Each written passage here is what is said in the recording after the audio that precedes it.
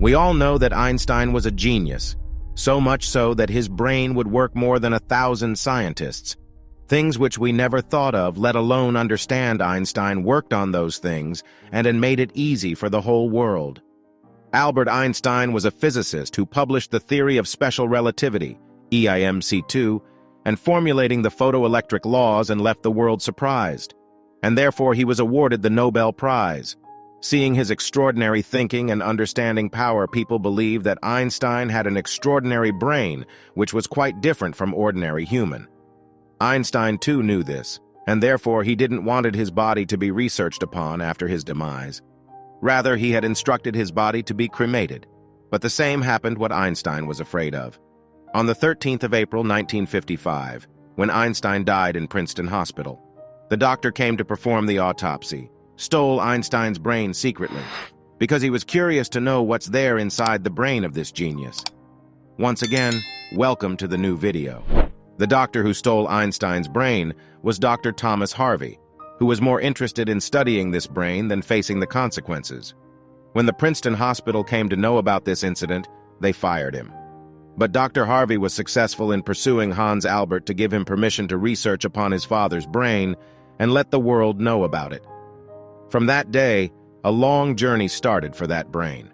Dr. Harvey was a pathologist who knew only about post-mortem, and that's why he believed that he would be able to research this genius's brain. But the situation was that Dr. Harvey lost his job in Princeton Hospital and also the designation of a pathologist.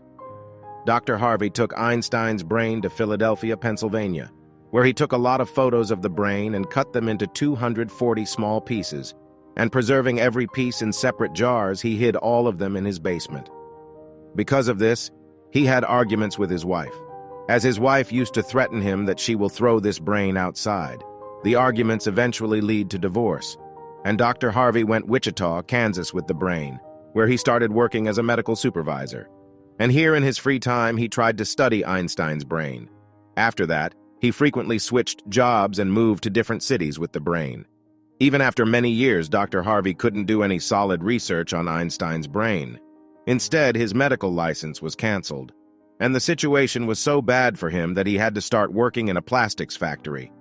At the time, he made a good decision to send different pieces of the brain to the best neurologist of the world for detailed research. And he did that. 30 years after the brain was stolen first time in 1985, a study was published on Einstein's brain. For the next 28 years, many neurologists have published several studies on this genius's brain, in which it was found that Einstein's brain was quite different from the ordinary human brain. The biggest difference was found in the corpus callosum part. Now it is important to know that human brain is divided into two parts. Whatever work a human does, it is processed in one part, and then brain sends signal to that part of the body. Left brain controls the right portion of the body, whereas right brain controls the left portion of the body. And for 90% humans, left brain is responsible for speech, understanding, mathematical calculations, and writing, whereas the right brain is responsible for creativity, understanding of shapes, art, and music. Now you must be thinking then, what is the work of corpus callosum? Imagine you are typing on the keyboard or mobile phone, and while doing this, both our hands are busy typing. Left hand is typing some alphabets, and the right hand is also doing the same. During typing, your left hand made a mistake, and you quickly used your right hand to erase that mistake. That means that when your right brain committed a mistake, it rectified the mistake by signaling the left brain. The link through which both halves of the brain are connected is called corpus callosum, and Einstein's corpus callosum was larger than ordinary humans. That means his left brain and the right brain had a strong connection, because of which Einstein could imagine complex problems and situations. Apart from the difference in corpus callosum, Einstein's brain's pattern was also quite different from others, and researchers believe that it was the reason for good neuron flow. Good flow of neurons means that he had great power for mathematical calculations. Albert Einstein had the power of solving complex mathematical problems in his head without using pen and paper. According to a research paper, another reason for having a high number of neurons was that when Einstein's brain was weighted, it was 1,230 gm. whereas it is 1,400 gm for normal human beings. Researchers believe that his brain's lining was quite thin, because of which it contains more neurons. But the biggest question was if Einstein was born with such a special brain, or there were changes afterwards.